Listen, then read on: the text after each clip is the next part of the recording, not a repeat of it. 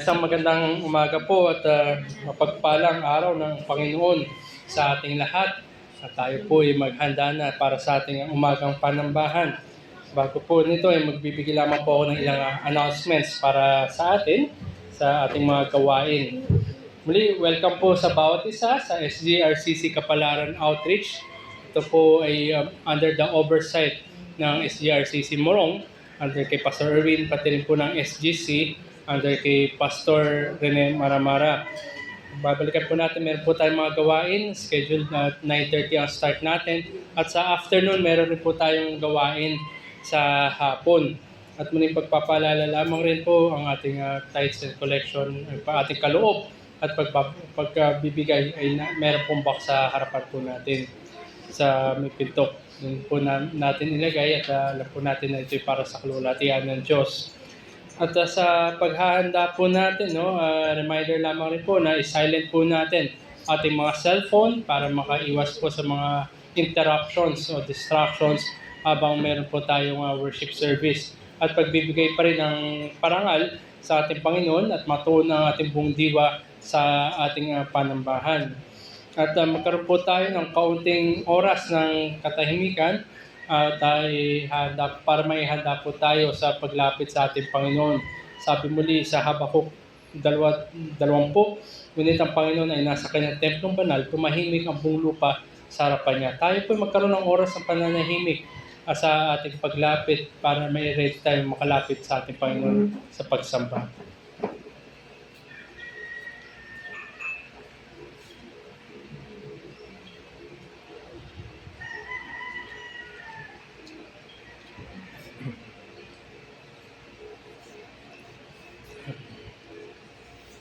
Tayo po lumapit sa panalangin. Muli aming Diyos na dakila, salamat nga po Panginoon sa inyo pong binigay sa amin ng 6 na araw at isang araw para po makakuha kami ng kapahingahan na para sa aming kaluluwa.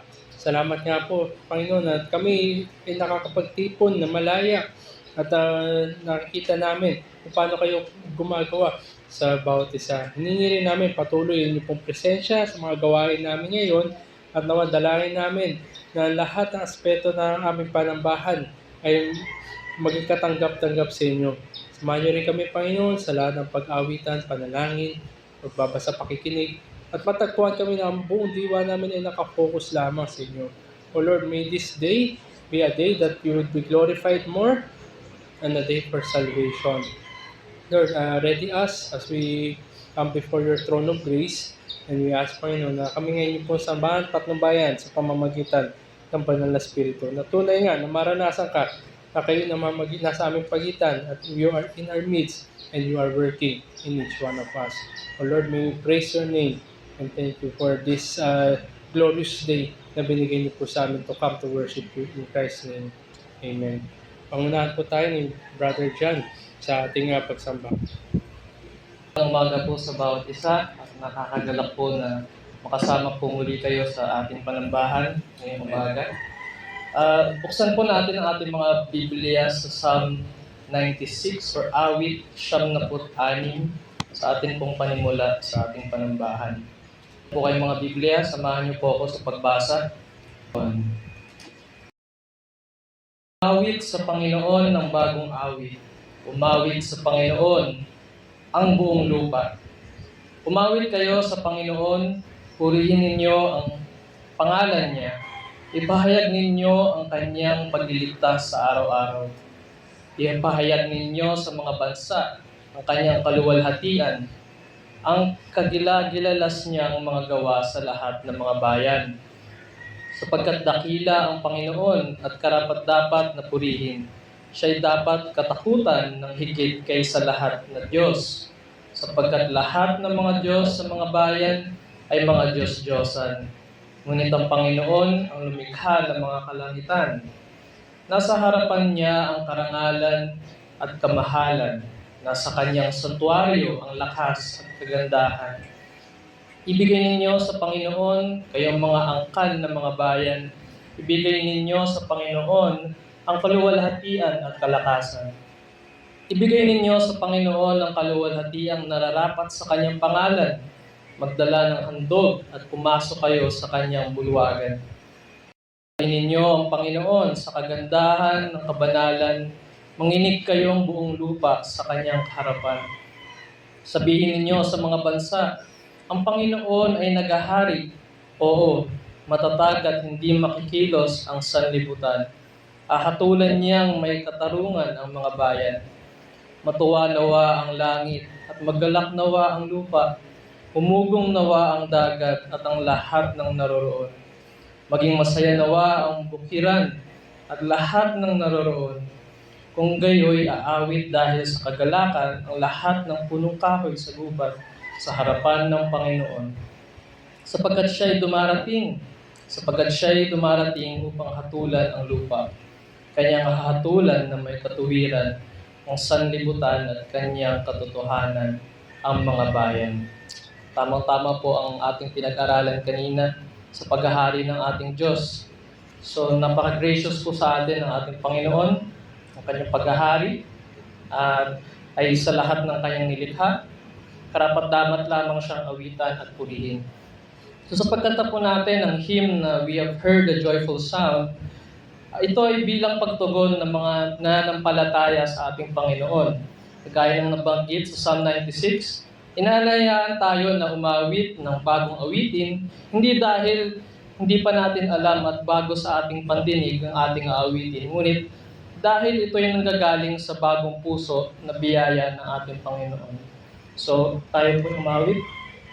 We have heard the joyful sound. Tayo po tumayo sa ating pag-awit.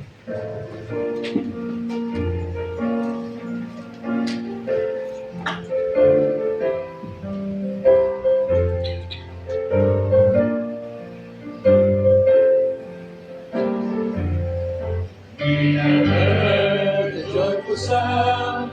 Jesus saves, Jesus saves. Spread the tidings all around. Jesus saves, Jesus saves. Spread the news to every land. Plant the seeds across the way. Onward is our Lord's command. Jesus saves, Jesus saves. On the rolling tide, Jesus saves, Jesus saves. Help to sinners far and wide, Jesus saves, Jesus saves. Sing ye islands on the sea, echo back the ocean waves. Merchant keep good jubilee, Jesus saves, Jesus saves. Sing above the valley sky, Jesus saves, Jesus saves. By his death and endless life, Jesus saves, Jesus saves. Sing it softly through the gloom, when the heart of mercy craves. Sing it triumph o'er the tomb, Jesus saves, Jesus saves. Give the winds a mighty voice, Jesus saves, Jesus saves. Let the nations now rejoice, Jesus saves, Jesus saves. Shout salvation full and free, highest hills and deepest caves. This is a song of victory, Jesus saves, Jesus saves. Tayo po ay panalangin. Aming Panginoon, kami po ay nagpapasalamat sa inyong dakilang kaligtasan sa amin. Truly thank you, Lord, dahil hindi po namin kaya kayong purihin on our own. Hindi namin kayang alamin, Panginoon, gamit ang aming mga talino lamang, ang inyo pong mga paglalahad ng kaligtasan sa amin. We're all weak, O Lord, before you, and we all credit to the Lord Jesus Christ ang inyo pong pagliligtas sa amin. Salamat, Panginoon, na binago niyo ang aming mga isip. Salamat, Panginoon, na kayo ay nagtatransform ng aming mga puso. Tunay, Panginoon, kayo ay naghahari. At hayaan niyo po na sa umaga na ito ay balik po namin ang aming mga pasalamat. Dakila namin, Panginoong Yesus, na siya pong nagbigay ng kanyang buhay at ginawa ang lahat para sa aming katayuan.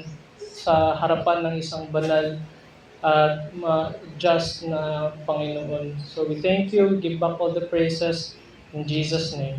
Amen. Tayo po yung magsiupo. Magpapatuloy po tayo sa pagbabasa ng bagong tipan sa Book of John, Juan 11. Tayo po'y sabay-sabay na bumasa mula sa verse 1 hanggang verse 27. Juan 11, verse 1. Noon ay mayroong isang tao na may sakit, si Lazaro na taga Betania. Ang nayon nina Maria at Marta na kanyang mga kapatid. Si Maria ang siyang nagbuhos sa Panginoon ng pabango at pinunasan ng mga paa nito ng kanyang buhok. Ang kanyang kapatid na si Lazaro ay may sakit. Kaya't ang magkapatid na babae ay nagbalita kay Jesus, Panginoon, siya na iyong minamahal ay may sakit. Ngunit nang ito ay marinig ni Jesus,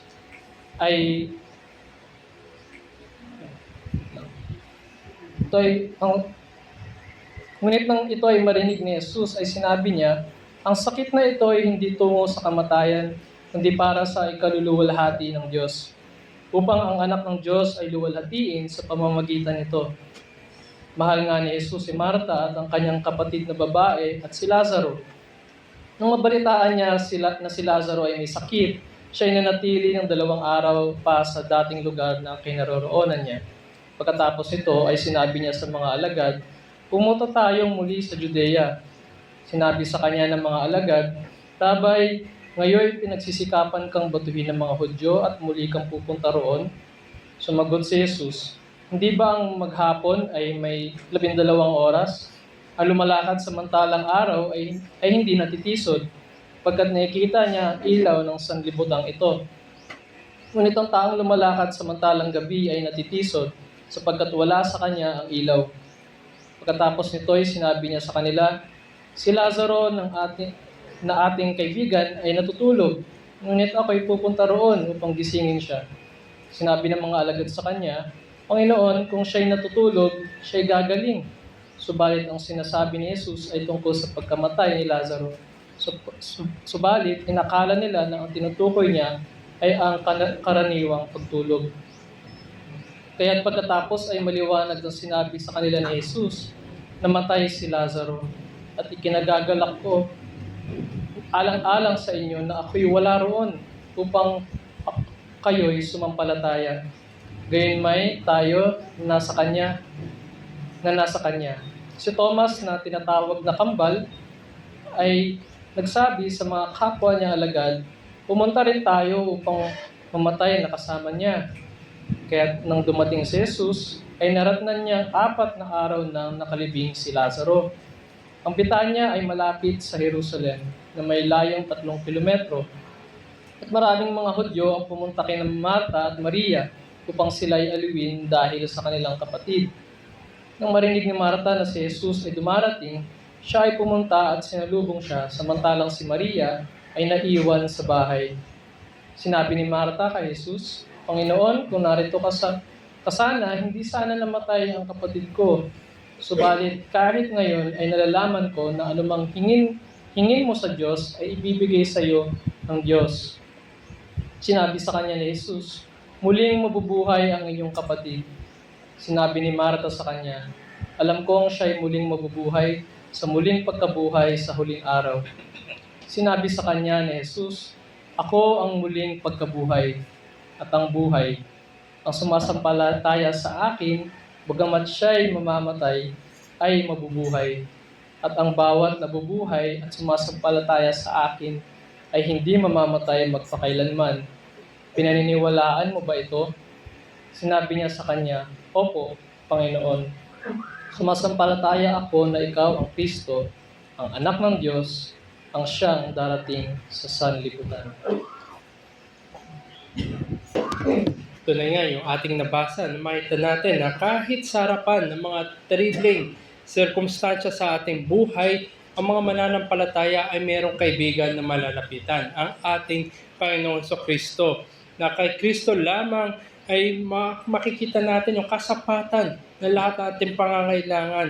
At siya nga rin yung naglalapit sa atin sa Diyos. Kaya nga yung tanong niya dito kay Martha, sabi niya na si Martha ay sumasampalataya. Tayo rin nawa ay sumasampalataya sa ating Panginoon. At siya nga rin yung may hawak ng lahat ng bagay. Sapagkat sinabi rin niya sa ating binasa, sabi natin, Panginoon, ako ang muling pagkabuhay at ang buhay. Ang sumasampalataya sa akin, bagamat siya mamamatay, ay mabubuhay. Kung tayo ay tunay na sumasampalataya sa ating Panginoon, kahit sa harapan pa na paghihiwalay ng kamatayan at ng buhay, in the separation of death, ang ating Panginoon na nagbibigay ng aliw, ng comfort sa kanyang mga tao at nagbibigay ng katiyakan sapagkat siya ang pagkabuhay muli at ang buhay. By His death we live, and even though we die, as we are in Christ, we shall live for the glory of God. Amen. Bilang tugon po sa ating binasa na salita ng Diyos, ay awitin po natin ang tugon na hymn, Glorious Things of Thee Are Spoken. Tayo po umawit. Tayo po tumayo sa ating pag-awit.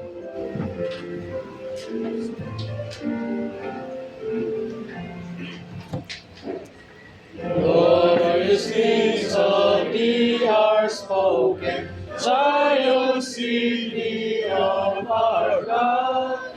He whose word cannot be broken, formed Thee for His own abode. On the rock of ages founded, what can shake the sure repose? Great salvation's walls surrounded, Thou mayst smile and hold Thy foes. See the streams of living waters springing from eternal God. Well supply Thy sons and daughters, and all fear of want remove. Who can faint while such a river ever flows the thirst's way? Grace to shine, the Lord the giver, never fails from age to age. Round each habitation hovering, see the cloud and fire appear, for a glory and a covering, showing that the Lord is near. Thus deriving from their banner, light by night and shade by day, safe they feed upon the manna which He gives them when they pray. Savior, if of Zion city, I to grace a member am. Let the world deride or pity, I will glory in Thy name. Fading is the worldling's pleasure, always boasted pomp and show. So rejoice and lasting treasure, none but Zion's children know. Tayo manalangin, O Diyos naming dakila sa lahat. Salamat sa iyong pag-iingat at pagpapala sa amin. Ginawa niyong maayos ang aming buhay sa mga nakalipas na araw. Iningatan niyo kami sa panganib, Panginoon. Pinalakas ninyo ang aming katawan. Binigyan niyo kami ng masiglang pangangatawan at kalusugan. Kayo ang naglaan ng aming pangangailangan. Ang lahat ng ito'y naranasan namin, Panginoon, sa loob ng ilang araw na pag-iingat niyo sa aming buhay. Kaya nararapat na kami ay narito at magpapasalamat sa iyo. Katagpuin niyo po kami, Panginoon. Kaawaan niyo kami. Patuloy niyo kami bigyan ng lakas na malampasan namin ang aming mga pinagdadaan ng problema, kung meron man sa aming mga kapatid, mga pagsubok na patuloy na nagpapalago ng aming pananampalataya, mga problema na kinakaharap sa araw-araw, ang lahat ng ito, Panginoon, ay naiintindihan namin, naunawa namin mula sa iyong mga salita, na ito ay mga pagsubok lamang na magpapalago sa aming pananampalataya, magpapatibay ng aming pagkakilala sa iyo, Panginoon. Kaya sa umagang ito, busugin kami ng iyong mga salita. Maging pagpapala ang mga salitang maipapahayag sa aming kalagitnaan. Maging pagpala rin ang iyong mga ngaral na itatayo mo sa aming harapan. At maging sandata namin ang mga salitang ito sa aming pang-araw-araw na pamumuhay sa mundong ito na nahulog sa kasalanan. Kaya Panginoon, maging patuloy sa aming pag-awit. Ang mga titik nito ay patuloy na maging papuri sa iyo na nag-uugat mula sa aming puso na kayo ang itinataas. Dalangin namin, Panginoon, na pag-isahin niyo kami na aming mga kapatid sa Morong, sa SGC, at mga kapatid namin na may isang pananampalataya sa pagsamba sa maghapon na ito. At kayo lang ang aming maging sentro ng aming pag-iisip. Alisin niyo ang anumang mga disturbances, even mga gadgets, and even mga pag-alaala na gumugulo sa aming isip. Kundi maging sentro kayo lamang ng aming panahon at dedikasyon at deposyon sa maghapon na ito. Sa pangalan ng aming Panginoon Kristo, ito po ang aming dalangin. Amen. Tayo magsipo. At ihanda po natin ang mga puso natin as we anticipate ulit ang pangaral ng ating kapatid na si Brother Giro. So bilang paghanda sa ating mapapakinggan na pangaral ng salita ng ating Panginoon, ay mawit po ulit tayo at i-consider po natin na may panalangin sa ating puso na ang mga katotohanan mula sa salita ay hindi nagmula sa tao, ngunit sa Panginoon. Tayo po imawit, how precious is the book divine.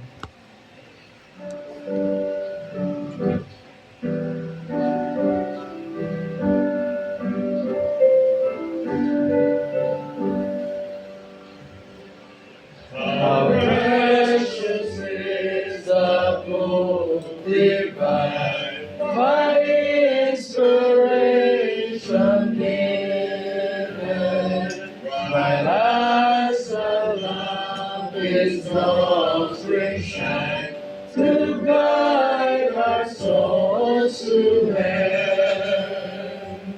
It sweetly cheers our drooping hearts in this dark vale of tears. Like pride and joy it still imparts, and quells our rising fears. This love through all the deepest night, no man shall guide our way, till we behold the clearer light of an eternal day.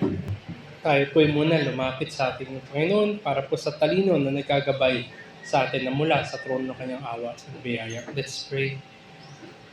Kaming dakilang Diyos, muli sa oras na ito, humingi kami ng kalakasan ng inyong pong biyaya para sa amin. Naway may handa kami sa pakikinig sa mga mata namin upang tingnan ng inyong po salita, sa pakikinig ng inyong po salita, at tunay nga naway magkaroon kami ng malambot na puso at isipan. Tulungan niyo rin kami na makita ang aming Panginoon Kristo, ang kanyang ginawa para sa amin. At tunay nga ay madala kami na ayon sa intensyon na aming babasahin, ay madala kami lalo pa na mahikayat upang kumilos para po sa inyong kalwalhatian. Dalangin rin namin, Panginoon, na samahan niyo kami sa anumang kahinaan namin, matagpuan na kami na may kalakasan na mula lamang sa inyo at mauwi ito sa inyong kalwalhatian at sa aming kapakinabangan. Sa ngalan ni Jesus. Amen. Tayo po ay nasa ating serye sa 1 Thessalonians at ipapatuloy po natin yung ating pag-aaral sa aklat na ito, sa liham ito ni Apostol Pablo. Tayo ngay nasa chapter 2 na. Noong nakaraang linggo ay tinignan natin yung verses 5 to 8. At ngayon po itutuloy natin ang ating pagbubulay-bulayan ay yung verses 9, 10, 11, 12. Samahan po ninyo ako at babasahin ko po yung buong kabanata ng 1 Thessalonians chapter 2. 1 Thessalonians chapter 2, kayo mismo ang nakakaalam, mga kapatid, na ang aming pagdating sa inyo ay hindi nawala ng kabuluhan. Bagaman nagdusa na kami at inalipusta sa Filipos, tulad ng inyong nalalaman, ay naglakas loob kami sa ating Diyos upang ipahayag sa inyo ang ebanghelyo ng Diyos sa gitna ng napakalaking pagsalungat. Sapagkat ang aming pangaral ay hindi mula sa pandaraya, ni sa karumihan, ni sa panlilinlang, kundi kung paano kami minarapat ng Diyos na pagkatiwalaan ng ebanghelyo ay gayon kami nagsasalita, hindi upang bigyan lugod ang mga tao, kundi ang Diyos na sumusuri sa aming mga puso, sapagkat hindi kami natagpo ang gumagamit kailanman ng mga salitang paimbabaw, gaya na nalalaman ninyo, ni ng balabal ng kasakiman, saksi namin ng Diyos, ni nagsihanap man sa mga tao ng kapurihan, ni sa inyo o sa iba man, bagaman may karapatan kaming humingi bilang mga apostol ni Kristo, kundi kami ay naging malumanay sa gitna ninyo, gaya na isang ina na nag-aruga sa kanyang mga anak. Palibhasa ay nagmamalasakit kami sa inyo. Ipinasya namin kayo bahaginan, hindi lamang ng ebanghelyo ng Diyos, kundi pati ang aming sariling kaluluwa, sapagkat kayo'y napamahal na sa amin. Natatandaan ninyo, mga kapatid, ang aming pagpapagal at paghihirap, gumagawa kami araw at gabi upang huwag kami maging pasanin sa kanino man sa inyo. Pinahayag namin sa inyo ang ebanghelyo ng Diyos. Kayong mga saksi at pati ang Diyos kung gaano kadalisay, matuwid at walang kapintasan ang inasal namin sa inyo ng mga mananampalataya. Gaya ng inyong nalalaman, pinakitunguhan namin kayong tulad na isang ama sa kanyang mga anak, na kayo'y pinangaralan at pinalakas ang loob ninyo at nagpatotoo upang kayo lumakad na nararapat sa Diyos na siyang tumawag sa inyo sa kanyang sariling kaharian at kaluwalhatian. At kami ay patuloy na nagpapasalamat sa Diyos na ang inyong tanggapin. Ang salita ng Diyos na inyong narinig sa amin ay inyong tinanggap iyon hindi bilang salita ng mga tao, kundi ayon sa katotohanan ay bilang salita ng Diyos at gumagawa naman sa inyo na sumampalataya. Sapagkat kayo mga kapatid ay naging tagatulad sa mga iglesia ng Diyos kay Kristo Jesus na nasa Judea, sapagkat nagdusa din naman kayo ng mga gayong bagay mula sa inyong sariling mga kababayan, gaya naman nila sa mga Hudyo. Sila ang pumatay sa Panginoong Jesus at mga propeta, at kami ay kanilang pinalayas. Sila ay hindi nagbigay lugod sa Diyos at sinalungat ang lahat ng mga tao, at pinagbawalan kami magsalita sa mga hentil upang maligtas sa mga ito, kaya't kanilang pinupunong lagi ang kanilang mga kasalanan. Ngunit dumating sa kanila ang poot ng Diyos hanggang sa katapusan. Ngunit kami, mga kapatid, na nahiwalay sa inyo na maikling panahon sa katawan, hindi sa puso, ay lalong higit na nananabik na makita kayo ng mungkaan, sapagkat nais namin pumunta sa inyo, lalo na akong si Pablo na paulit-ulit na nais makabalik, ngunit hinadlangan kami ni Satanas, sapagkat ano ang aming pag-asa o kagalakan o putong ng kapurihan sa harapan ng ating Panginoon Jesus sa kanyang pagdating, hindi ba kayo? Sapagkat kayo ang aming kaluwalhatian at kagalakan. Purihin po ang Diyos sa pagbasa ng kanyang kasulatan.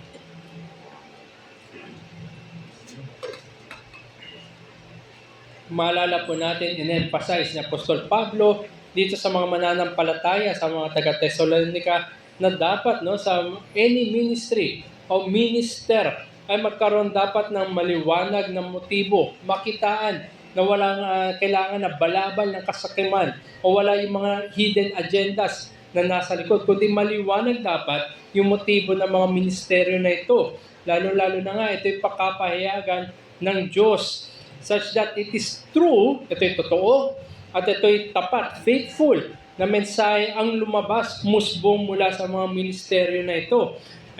At hindi lamang yun sa kanilang pananalita, hindi lamang sa kanilang motibo, dapat ito'y nakikita rin sa aspeto ng pamumuhay. Yung kanilang katapatan sa pamumuhay ayon sa kanilang sinasabi. Ito'y dapat may close and strong correspondence sa kanilang buhay at ang kanilang pananalita, ang kanilang tinuturo at ang kanilang buhay ay may sabi natin kasama na ito'y ayon dapat sa pagmamahal in a loving manner. Clear motives and a loving manner, yun dapat yung lumalabas sa isang ministeryo o ministro at ito rin yung sumasalamin nakikita sa kanyang buhay. Walang anumang salita ng pambobola, no words of flattery were uttered, and no trace of greed, yung kasakayman, were hidden as they have conducted the ministry to please God and not to seek glory for themselves. Ito yung nakita sa buhay at ministeryo ni Apostol Pablo, nila Silvanus at ni Timothy na kanyang kasama, at nakita ito yung nasaksihan na patotohanan ng mga taga-Thessalonica na tunay nga totoo, tapat at walang hidden agenda itong mga tao na ito.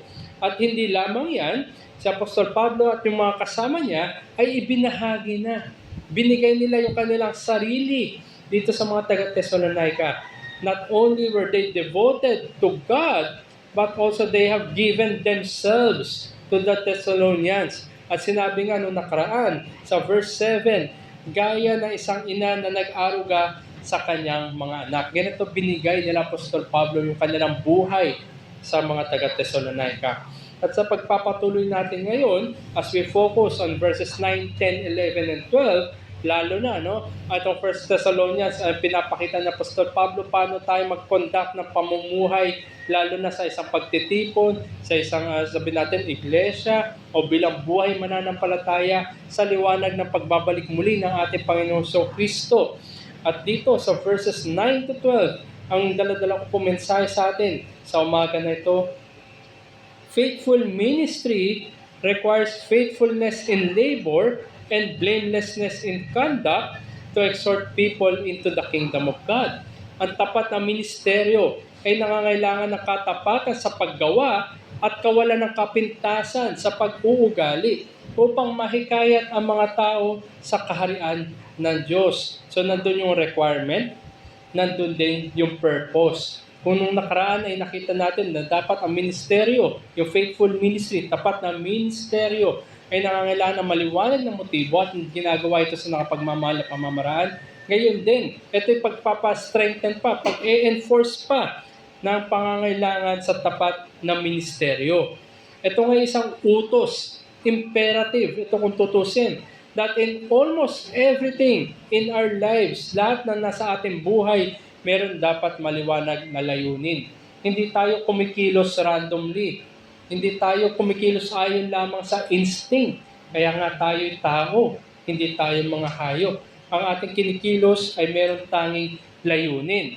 Halimbawa na lamang na pagpili ng kurso sa kolehiyo, ng tatahaking career sa ating buhay. At kahit nga siguro sa pagpili ng damit, meron layunin ang lahat ng iyan. Hindi tayo nagpapalabunutan, hindi tayo randomly na kumukuha o di kaya nagpapasya. And once the purpose is properly defined, nakatuon na tayo, meron na tayong layunin, alam na natin kung ano gusto natin, we fully commit in the means to achieve its end. Halimbawa, ikaw ay gusto mo maging engineer, ayun yung gusto mo sa buhay, yun yung layunin mo, at ikaw ngayon ay magpo-commit para matamo yung layunin na iyon, ikaw ngayon ay gagawa ng mga hakbang para makalapit unti-unti para sa layunin na yan. Kaya may kasabihan nga, a goal without a plan is just a wish. Dapat merong plano. Ang bawat layunin, meron ito'y susundin, konkreto na mga hakbang para makuha o matamasa yung layunin na yan. Walang pinagkaiba yan sa tapat na ministry. Faithful ministry is not far from that. Ministers mismo, they must be committed sa ministry.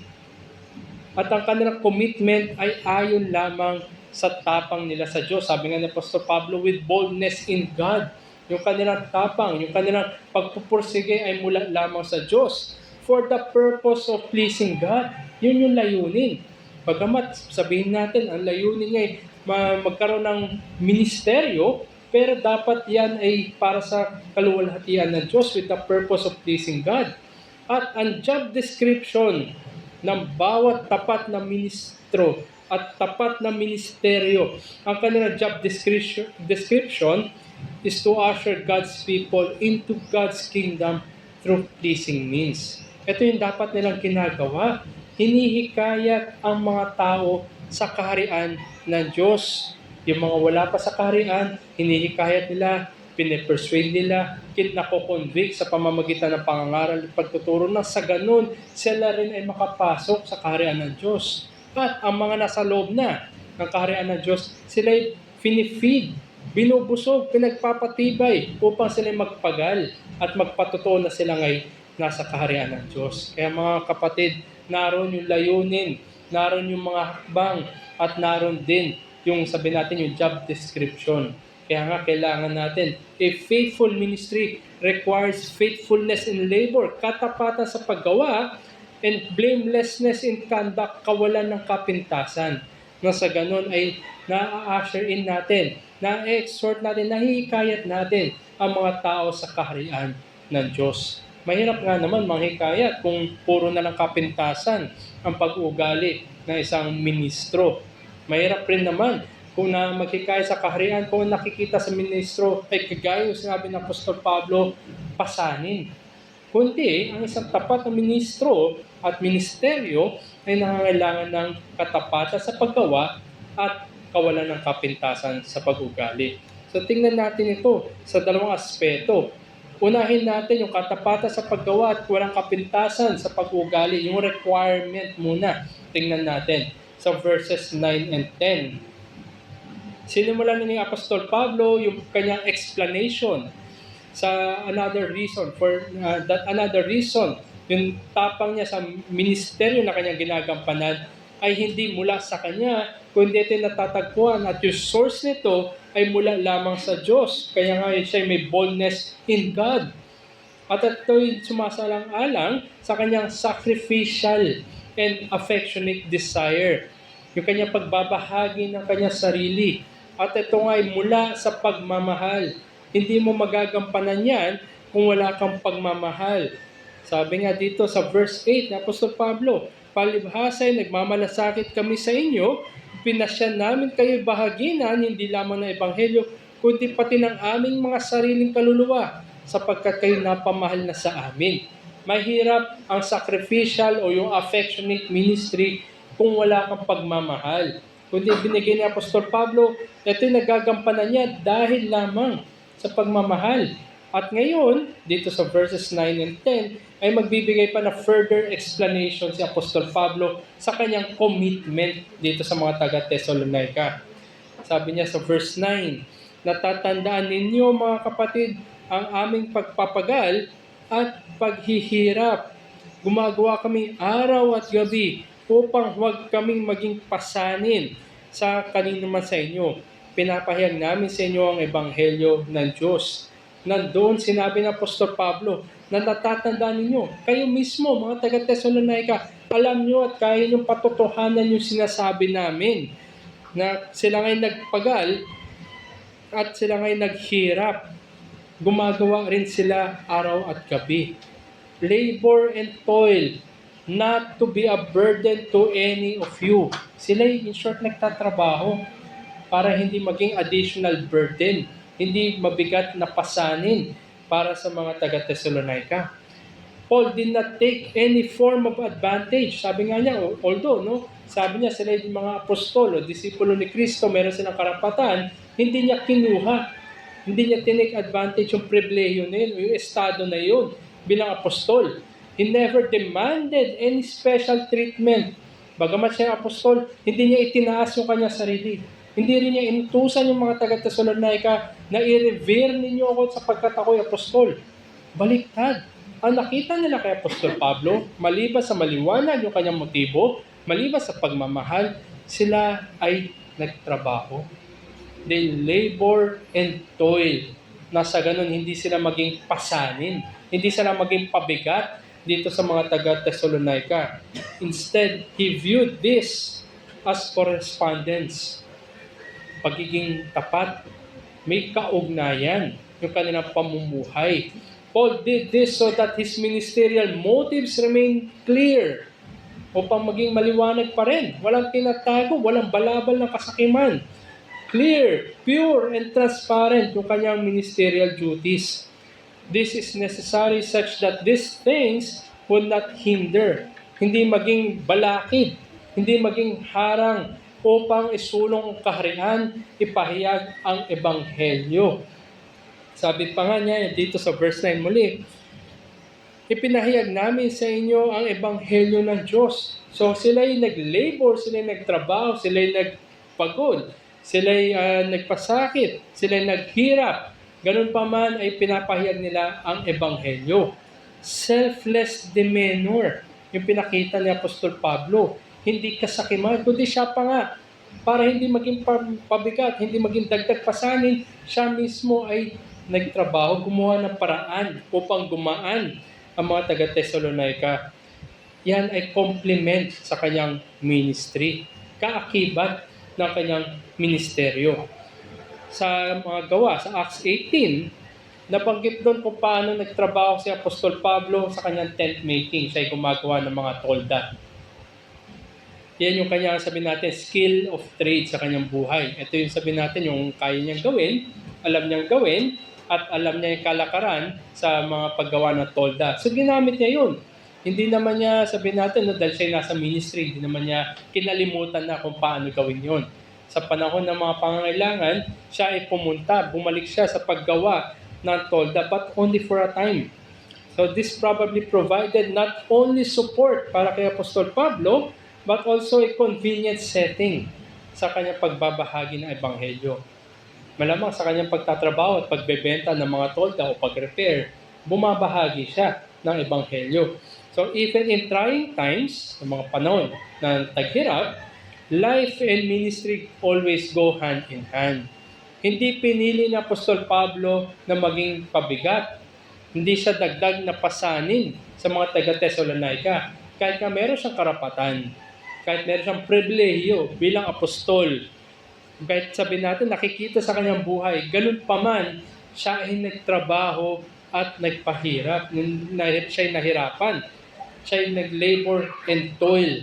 Hindi siya naging pagdagdag, pabigat. Kaya dito sinabi sa verse 10, kayo'y mga saksi, ito yung mga taga-Thessalonica, kayo mismo, kayo'y mga saksi, at pati ang Diyos.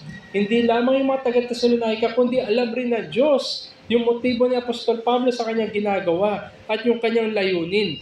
Kayo'y mga saksi at pati ang Diyos kung gaano kadalisay, matwid, at walang kapintasan ang inasal namin sa inyo ng mga mananampalataya. Ito yung masabi natin, summary ng naging buhay na nakita ng mga taga-Thessalonica. Buhay ni Apostol Pablo, ni Silvanus at ni Timothy, na tunay nga sila'y walang kapintasan. Sila'y dalisay, matwid sa harapan ng mga taga-Thessalonica at sa harapan ng Diyos. Sa ganitong paraan, lalong mahihikayat ang mga mananampalataya at ang mga hindi mananampalataya na makita may kakaiba sa mga tao na ito. Bagamat marahil sila'y nagtuturo, sila'y nangangaral, pero ganun pa man sila'y nagtatrabaho din upang hindi maging pabigat. Alalahanin natin ang mga taga-Thessalonica, isa is mga sabihin natin baby Christians pa lamang.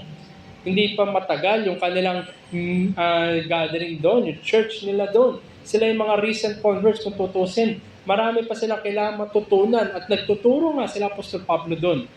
Maraming struggles pag nag-uumpisa pa lamang. Pero ganun pa man, hindi naging pabigat sila Apostol Pablo. Marahil sila sa kanilang pagtatrabaho, tumutulong pa sila.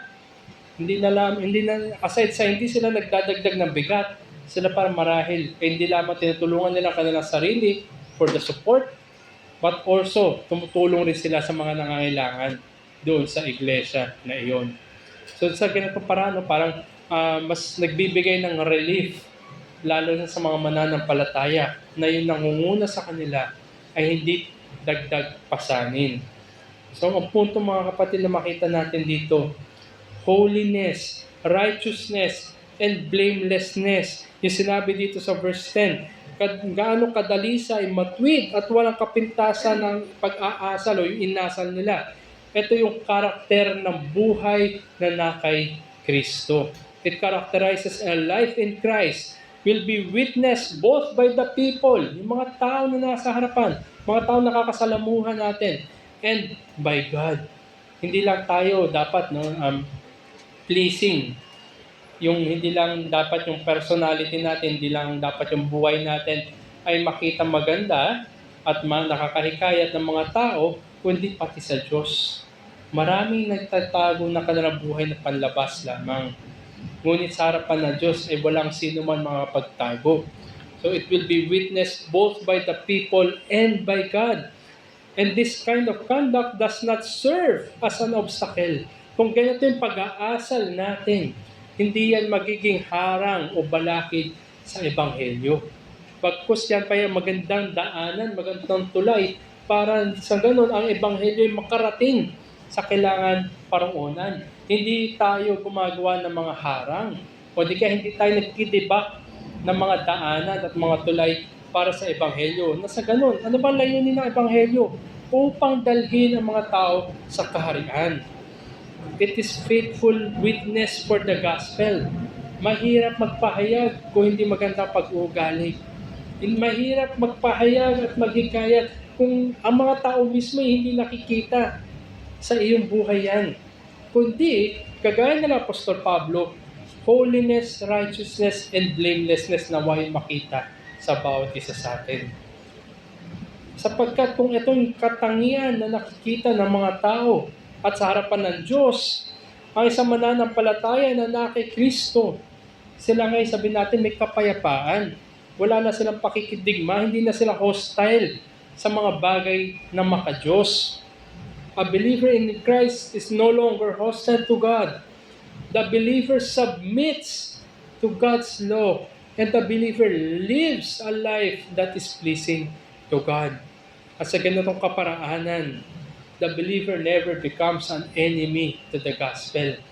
Pag sinabing kalaban ng Ebanghelyo, hindi lamang na tinataas nila kanilang sarili, hindi lamang sila'y pumapalit sa Ebanghelyo, kundi sila rin yung mga gumagawa ng balakid, mga harang sa Ebanghelyo.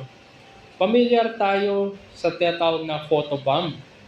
Diba, pag may mga nagpipicture, may biglang humaharang, o di kaya yung nagugulo ba, kumari masaya, o di kaya meron mga bigla na lang tao sisingit sa mga litrato na iba yung gagawin, na makukuha, matutuon tayo sa yung attention natin sa tao na yun.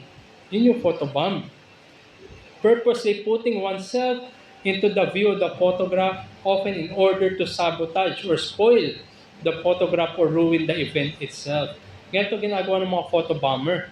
Gusto nila kunin yung atensyon at hindi lamang yun, nasisira yung sabi natin, yung moment o yung event na iyon. Ganito rin yung nakikita sa mga tao na walang katwiran, na hindi matuwid, walang at may kapintasan at hindi dalisay yung buhay. Bagamat sa kanilang pagpapahayag ng Ebanghelyo, sa pagpapahayag nila ng mga katotohanan, kung mga bagay na ito hindi naman akma sa kanilang pamumuhay, yan ay nagiging balakid sa Ebanghelyo. Yan ay sumisira sa Ebanghelyo. Yan ay nagiging hadlang para mahikayat ang mga tao sa kaharian ng Diyos. Kaya hindi tayo dapat ganun, mga kapatid, na ang dapat ay nakikita sa atin na tunay nga ang kabanalan, ang katwiran, at walang kapintasan. Kaya ang hamon sa atin, the goal of every Christian should be seen in our commitment to our Lord and Savior Jesus Christ. Sa ating kapahayagan ng kanyang magandang balita, any means necessary, with faithfulness in labor and blamelessness in conduct. Meron tayo pa rin katapatan sa ating paggawa, saan man tayo niligay. Kung ikaw ay estudyante, katapatan sa iyong pag-aaral. Kung ikaw ay nagtatrabaho, katapatan sa iyong pagtatrabaho. At saan man ikaw ay niligay dyan ng Diyos, naway makita sa iyong katapatan sa paggawa ng mga bagay na yan. At hindi lamang yun, blamelessness in conduct. Walang kapintasan sa ating pag-uugali. Sa ganitong paraan ay napapakita natin na tunay nga tayo binago ng Diyos. At nagiging mas madali ang paghahatid o pag-share ng gospel kung ito ang nakikita sa atin. Yan din ay sumasalamin ng commitment natin sa ating Panginoon Kristo.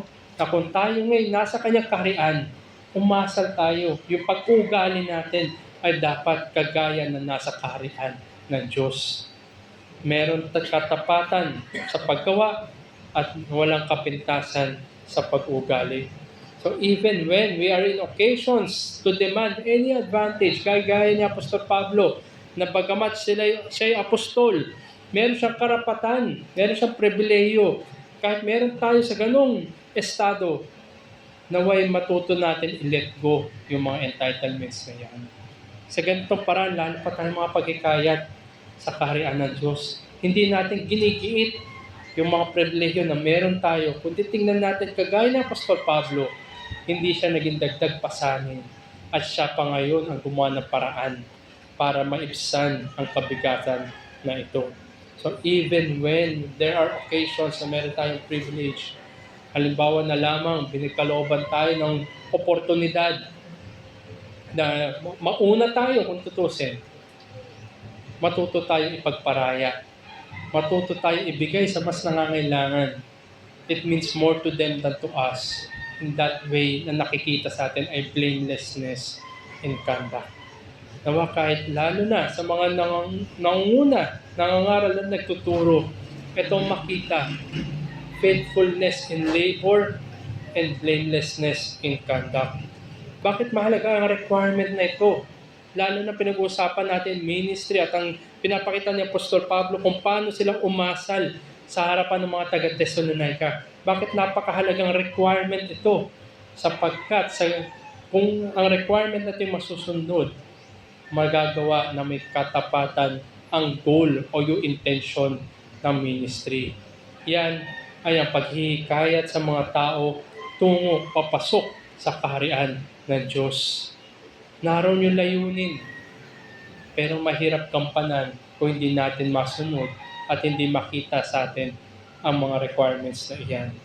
Sa verse 7, sinabi ng Apostol Pablo, kundi kami ay naging malumanay sa gitna ninyo, gaya ng isang ina na nag-aaruga sa kanyang mga anak. Kinumpara ni Apostol Pablo yung kanilang pagmamahal, yung pag-aaruga nila, kagaya ng isang ina, selfless care, yung pinakita nila. At ngayon, sa kanilang sacrificial at affectionate commitment dito sa mga taga-Thessalonica, gumamit naman siya ng ibang ilustrasyon. Sa verse 7 na ating teksto, gaya ng inyong nalalaman, pinakitunguhan namin kayo tulad na isang ama sa kanyang mga anak. Kung kanina doon sa verse 7, gaya ng isang ina, ngayon naman ginamit naman niya tulad ng isang ama sa kanyang anak. Like a father with his children. Ay isang mabuting ama. Ano bang ginagawa na isang mabuting ama? Aside sa ginagabayan niya, tinuturuan niya, nagpo-provide siya sa kanyang anak. Hindi siya nagiging pabigat sa kanyang anak. Ang daming nakikita natin, no, yung balita, nakikita natin na kung paano mga kwento na kung saan pinipili ng ama na fino-forgo niya yung kanyang pagkain para lang may makain yung kanyang anak. Di ba? Ito yung pagmamahal. Ito yung sacrifice. Ito yung pagpapahirap sa sarili para lamang hindi mahirapan o maibsan yung kabigatan ng anak. Ito ay not being a burden to his children for support. And instead, a good father provides. Hindi lamang siya hindi pabigat, kundi siya rin ay nagpo-provide para sa kanyang anak. At ang po-provide na isang good father ay hindi nasusukat sa aspetong material, kundi ang isang totoo at mabuting ama ay nagpo-provide na spiritual leadership sa kanyang anak. Gabay ng kaluluwa, hindi mga aspetong material. Well and good. Kung nakapag-provide siya ng material, yan ay biyaya ng Diyos. Pero more than that, spiritual leadership yung dapat na ginagampanan niya para sa kanyang anak. At dito sa verse 12, sa pagpapatuloy natin, na kayo'y pinangaralan at pinalakas ang loob ninyo at nagpatotoo upang kayo lumakad ng nararapat sa Diyos na siyang tumawag sa inyo at sa kanyang sariling kaharian at kaluwalhatian. Sa pagpo-provide ng Apostol Pablo ng paggabay, ng pagtuturo, pangangaral na may kaakibat na nakikita sa kanilang buhay, sila ngayon ay sa pamamagitan ng kanilang pamumuhay, ito'y summary kung paano ang pagmamahal na kagaya ng isang ama, inihahanda ang kanyang mga anak para makapatuloy sa buhay. Hindi magpakilanman nandun si Apostol Pablo para sa mga taga-Thessalonica, kundi inihahanda niya ang mga mananampalataya na to, paano sila makikisalamuha, paano sila makikibaka, at habang sila naglalakad sa kanilang buhay, sila nagpapagal, nagpapatuloy sa pananampalataya, lalo pang tumitibay. Ganito ang spiritual leadership. Inihahanda ang mga anak sa buhay. Lalo na pinag-uusapan natin ay pananampalataya. Nariyan, darating ang mga bagyo ng pagsubok. Darating ang mga hamon sa buhay at hamon sa pananampalataya. Ngunit ang isang good father, ang isang spiritual father, inihahanda niya ang mga anak na ito sa pakikiharap sa mga hamon na iyan. At sinabi rin niya doon, ang mga mananampalataya na nakapakinig at nakita nila yung magandang testimonya ni Apostol Pablo, ni Silvanus at ni Timothy, sila ngayon ay nahihikayat. Bagamat sila napapagod sapagkat sila inuusig, itong mga taga-Thessalonica inuusig, maharap sa iba't ibang persecution. Pero ganun pa man, kahit nakakapagod man yan, sila ay nagpapagal sa paglakad sa pananampalataya. Ang layunin nila ay hindi para i-please si Paul, kundi ang layunin ng mga nagpapagal na mananampalataya ay upang bigyan ng kaluwalhatian ang Diyos. Sa lahat ng aspeto ng ating buhay, mga kapatid, nawa ang pangaralan natin, ang bigyan ng parangal ay ang Diyos. At yan ay makikita sa harapan ng tao at sa harapan ng Diyos mismo. Isang nakakatakot at kahindik-hindik na kaganapan na sa huling araw mo pa malalaman. At nasa harapan natin ang Diyos, sasabihin natin, O Panginoon, ginawa ko ang ito at ganyan para sa iyo. Ngunit ang magiging tugon ng Diyos, I never knew you, hindi kita kilala. Kaya nawa sa ating pamumuhay, anuman ang pinagkaloob sa atin na sirkumstansya at mga pagkakataon, makitaan tayo ng katapatan at kawalan ng kapintasan upang ang makita yung layunin natin ay purihin at luwalhatiin ang Diyos. If God did truly call us, kung ang Diyos ba talaga tumawag sa atin sa kanyang kaharian, at tayo nga ba'y tunay na nasa kaharian ng Diyos, tayo mamuhay sa pamamaraanan worthy of the kingdom of God. Tayo mamuhay na sumasalamin sa biyaya ng kaharian ng Diyos. We delight in Him and delighting to be with Him. At alalahanin natin mga kapatid, hindi lamang tayo personal yung tinubos, meron tayong mga kapatid na tinubos rin ng Diyos. Kaisa tayo, magkakasama at nagsasalamin ng biyaya ng Diyos. Kung kaya mga kapatid, ang spiritual encouragement dito ng lahat na kay Kristo, it is intended to keep us going on the path of faith. Tayo magpatuloy na maglakad, magpagal sa landas ng pananampalataya, sa landas ng kabanalan, at sa landas ng paglilingkod para sa mga kapatiran. The gospel admonishes us to demonstrate life compatible with God's kingdom and glory. Mahirap mahikayat ng isang kapatid sa pananampalataya kung hindi mo nakikitaan ng kabanalan, hindi mo nakikitaan ng katwiran, at ang nakikita mo ay kapintasan. At yun din ay totoo sa atin. Naway makita sa atin ang pagiging dalisay, makita sa atin ang pagiging matuwid, at makita sa atin ang walang kapintasan sa pag-ugali. At bilang mga anak, hopefully, we hold fast the counsel of our fathers, yung spiritual father natin, mga pastor, o di kaya mga kakilala natin na nauna na sa atin, and cherish the nurturing love of our mothers such that we mirror them and the people would see the manner our parents have raised us. Totoo ito sa buhay na tayo lumalaki at tumatanda at pag tayo'y adult na, napakalaki ng epekto ng mga magulang natin sa atin. Kung ikaw ay kung napuno lang ng puot sa mga magulang paglaki mo, sumasalamin yan. Kung ikaw naman ay napuno ng pagmamahal ng magulang, paglaki mo at kung sa biyaya ng Diyos, ikay naging magulang, sumasalamin yung pagmamahal rin na yan. Kaya napakalaki ng epekto ng mga magulang natin sa atin. At lalo na dito, sa sinasabi sa ating teksto at pinag-uusapan yung spiritual ng mga magulang natin, kung paano tayo inaruga, paano tayo finid, paano tayo minahal, paano niya binigay yung kanyang sarili niya para sa atin. Yan din ay naghihikayat sa bawat isa sa atin na magpagal sa paglalakad ng pananampalataya. As believers, we bear the likeness of God before the world, knowing that we are His people. Ito nga sabi ng Diyos, ng ating Panginoon sa atin. Love one another, kagaya ng pagmamahal niya sa atin. Na sa ganun alam ng mundo na tayo ngay Kanya, kung tayo'y nagmamahalan. At ang pagmamahal na yan ay para sa bawat isa, yung ating isahan, yung ating one anothering, at ang pagmamahal na yan ay magmumula din sa mga spiritual fathers natin. Noong taon 2020, 5 taon na nakaraan, ang word of the year ng panahon na yon, alam natin, ay yung lockdown. Panahon na yon, nagsimula yung lockdown. Naging pamilya tayo sa tinatawag na lockdown. At yun din yung naging word of the year ng 2020.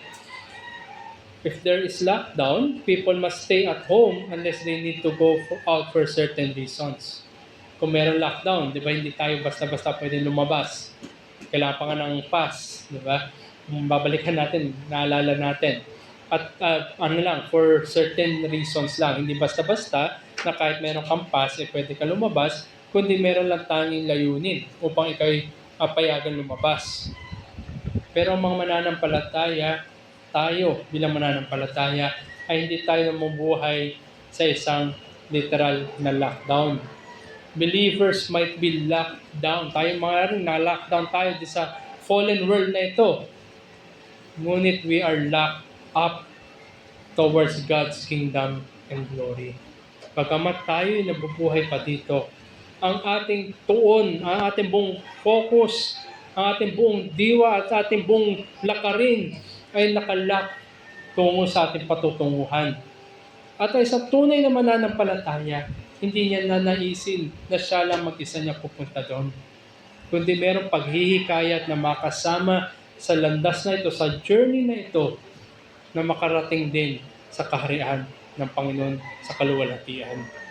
Walang sino mang mananampalataya ang nagnanais mag-travel solo. Wala na isang mananampalataya ang sa akin lang, wala akong pakialam sa inyo. Kundi ang tunay na mananampalataya ay naroon na bagamat siya'y narito, nandun yung kanyang naisin na mahikayat din ng iba tungo sa kaharian ng Diyos. At muli, babalik ako sa sinasabi ko kanina. Magagampanan lamang natin to kung tayo ay mayroong pagpapagal sa paggawa at walang kapintasan sa pag-uugali. Maaari tayong maglakad mag-isa, pero hindi tayo makapagsama na kasama kung hindi tayo makikitaan ng katapatan sa paggawa at walang kapintasan sa pag-uugali. That is why, brethren, every Christian is called to encourage one another. And this requires words and actions that will strengthen each one in Christ, for each one to reach in Christ in glory. Kailangan na salita at kailangan na paggawa, hindi lang sa kaisipan. Ang totoong mananampalataya ay gumagamit ng salita at kumikilos ayon sa salita na iyon para maging motibasyon, maging paghihikayat sa bawat isa makarating sa kaluwalhatian. It may mean bearing a load for them. Halimbawa na lamang sa kapatiran, kausapin natin. Paano ko ba may share yung burden mo, kapatid? Ipanalangin natin. Much like gusto natin, ipanalangin tayo. Maging bukas ang ating kalooban na mas kailangan nila ng panalangin kaysa sa atin. Bahaginan natin ng mga conviction natin upang tayo magpagal sa pananampalataya. The best way to do all this is to point to Jesus Christ. and in every aspect of our Christian walk. Mula sa ating pamumuhay hanggang sa ating pagsunod sa salita ng Diyos, sa mga struggle natin, sa kabanalan, sa paghihikayat natin na magpatuloy sa paglalakad ng pananampalataya, parati nating isipin na meron tayong hari na nagahari. We have our high king in heaven. Kung kaya't may katiyakan na tayo magpapatuloy, na tayo ay magtatagumpay sapagkat may nagtagumpay na para sa atin. Gaya na lamang ng mga nauna sa atin mga kapatid. Ilang misyonero, ilang martir na ba nauna? Hindi sila nawalan ng motibasyon. Hindi sila nag-deflate, hindi sila nanliit sa harapan ng mga hamon. Sapagkat sila'y nakatuon sa magpawala hanggan. Nakita nila ang kanilang cause o yung purpose nila for the kingdom of God. Sila pa ay higit na nagpatuloy na may alab. Isa nga po sa mga paborito ko na missionaries ay si David Livingstone. Siya ay isang Christian missionary. Isa siyang British missionary siya sa Africa. At sa katapatan ng kanyang ministeryo, siya ay napalapit. Naging siyang, sabi natin, close friend sa isang tribal chief doon sa Botswana sa Africa. Dahil nakita yung kanyang clear motives, nakita yung kanyang loving manner, nakita sa kanya yung faithfulness in labor, nakita sa kanya yung walang kapintasan sa kanyang pag-uugali, at nakikita sa kanya ng kanyang tanging layunin ay luwalhatiin ang kanyang Diyos. Sa ganitong pamamaraan, hindi ba mas madaling maidala o dalhin ang Ebanghelyo? Sa ganitong pamaraan na may kaakibat na totoo sa kanyang buhay, ay nagkaroon ngayon, kumilos ang Diyos dito sa tribo na ito at sila ngayon naligtas. Mula sa pagsamba sa mga Diyos-Diyosan, sila na ngayon ay kumikilala sa totoong Diyos at sila ay namumuhay ayon sa Ebanghelyo. Sa katunayan, sa memoir o sa sulat, no, ayon sa buhay nito ni David Livingstone, yung tribal chief lang yung kanyang recorded convert. So isipin natin, failure ba ang buhay ni David Livingstone? Hindi. Dahil meron siyang na-usher, meron siyang nahikayat, meron siyang sa pamamagitan ng kanyang buhay at pangangaral at sa habag ng Diyos ay meron siyang naipasok sa kaharian ng Diyos. Kahit isa lang yun. David Livingstone, hinikayat niya ang tribal chief na ito na mamuhay din in a manner worthy of Christ. At true enough, ganito yung naging pamumuhay. At ang tribal chief na ito, siya nagmakawa kay David Livingstone na huwag siya mag-give up sa kanya kahit may mga struggles itong tribal chief na ito. At yun nga yung ginawa ni David Livingstone. Sinamahan siya, pinanalangin siya, talagang iniyak ni David Livingstone sa Diyos na kahabagan niya ang chief na ito. At sa panahon na nangihina ang chief na ito, nandun siya upang magbigay ng kalakasan. Masabi nga natin isang tunay na ama sa pananampalataya. A good spiritual father ito si David Livingstone. At sa katunayan, nung namatay na si David Livingstone, dahil totoo ang ginawa ng Diyos dito sa chief na ito. Siya ang totoong nagbago dito sa chief na ito. At totoong namumuhay ayon sa kaharian ng chief na ito. Ang kanyang tribo rin ay unti-unting nahabag ang Diyos. Sa pamamagitan ng isa na hindi sabihin natin na hindi failure ang buhay nito ni David Livingstone. Nagkaroon siya ng convert na isa. At sa pamamagitan nitong chief na ito, nabago din yung buong tribo na ito. At nang namatay na si David Livingstone ay hiningi ng Inglaterra ang katawan na missionary na ito. Dumating ang katawan sa Inglaterra. Ngunit nung kanilang sinuri, wala ang kanyang puso na iwan sa Africa. Sabi nga ng chief na ito, nung siya ay sinamon, bakit wala ang puso ni David Livingstone? Sabi ng chief na ito, pwede niyong kunin ang katawan, ngunit ang puso niya ay maiiwan dito sa Africa. Ito'y pagbibigay niya ng pugay sa Diyos ni David Livingstone na ginamit niya si David Livingstone upang siya'y dalhin sa kaharian. Kaya nawa mga kapatid, naway maging motivation sa atin na kahit isa lang siguro na makakita sa atin, ma-persuade dahil sa ating pamumuhay at sa ating pagpapayag ng salita ng Diyos, kahit isa lang yan, hindi yan in vain. Sapagkat ang layunin ng bawat ministry ay dalhin ang kahit isang kaluluwa sa kaharian ng Diyos. At maging babala rin sa atin, mga kapatid, it is God who calls His people into His own kingdom and glory. May we never use whatever means necessary to deceive the people of God. Baka mamaya kasi tinatawag natin papunta sa ating sarili. Baka mamaya gumagamit tayo ng mga salita na may pandaraya upang kunin lang ang kaluwalhatian para sa ating sarili. O ano man yung pakinabang na makamundong pakinabang na makuha natin. Kundi ang Diyos mismo siyang kumikilos sa mga makasalanan at tayo yung mga kasangkapan lamang. Huwag mawala sa ating isipan na tayo ay kasangkapan lamang ng Diyos.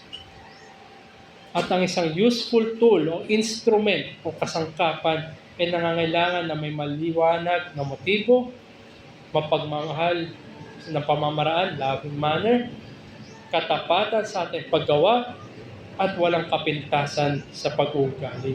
At bilang pagtatapos, na tayo na habang nasa buhay na ito, nasa hamon ng mundo na ito, tayo naglalakad pang araw-araw, naway ang makita sa atin ay ang mga bagay na ito, na sa ganun, na sabihin nga ng mundo na tayo na kay Kristo, na tayo binago, at ang salita na pinapahayag natin at pinapatotohanan natin ay tunay ngayon mula sa Diyos. Ito'y mahirap, pero sa biyaya ng Diyos, sa ministeryo ng Banal na Espiritu, at sa mga kasangkapan ng biyaya na binibigay sa atin, at sa katiyakan na binibigay ng Diyos, tayo'y magagampanan natin ang tungkulin na ito alang-alang sa ating hari. Knowing that we remain citizens of the kingdom of God, thus we live for the glory of God alone. At ang yung reminder ng Apostol Pablo muli sa Philippians, na tayo hindi para dito meron kaharian para sa atin. At ang kaharian na yan ay sumasalamin dapat ng mga tunay na citizens ng kaharian na yan.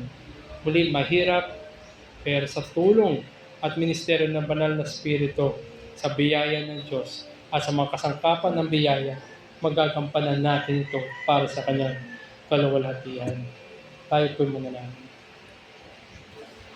Kumindahin ng Diyos ang mga bagay, Ama. Salamat muli sa pagpapaalala sa amin sa pamamagitan din ni Apostol Pablo sa Thessalonica na kami nga'y mahamon na maging gaya nila as we imitate Paul, as he imitates Christ. Naroon ang kabanalan, ang katwiran at kadilisayan ng pag-uugali. Nawa, Panginoon, humingi kami ng kapatawaran dahil napakadaming panahon na nakikitaan kami ng kapintasan sa aming pag-uugali. Tawarin niyo kami, O Diyos. At hiningi rin namin ang ministeryo ng Banal na Espiritu na i-convict kami sa mga kasalanan na ito. Dalhin kami muli sa aming Panginoon Kristo at dumaan kami sa proseso ng pagpapabanal. Naway makita sa amin ang kabanalan, makita sa amin ang pagpapagal sa pananampalataya. Na sa ganun, ang mga kapahayagan namin ng Ebanghelyo ay tunay nga magbunga at magbunga ng kaligtasan para sa mga wala pa po sa inyo. Kayo po ang nagliligtas at kami kasangkapan lamang. At hinihingi namin, Panginoon, na pagtibayin niyo po ang mga kasangkapan ninyo alang-alang sa Ebanghelyo at sa aming hari. No, Panginoon, ay makitaan kami ng katapatan sa paggawa at walang kapintasan sa pag-ugali. Na sa ganun ay makitaan kami ng pagsasalamin ng biyaya ng pagbabago ng Ebanghelyo tunay niyang naranasan namin. At ang panalangin namin, Panginoon, ay kahabagin niyo rin po ang mga wala pa po sa inyo. Na sa ganun ay mahikayat sila tungo po sa inyong pong kaharian. Ito po ang aming dalangin sa ngalan ni Jesus. Amen. Sa ating pong pagtatapos at hymn ng response, tayo po'y umawit. Tayo po'y tumayo lahat at magbigay papuri sa ating Panginoon. Great is the gospel of our glorious God.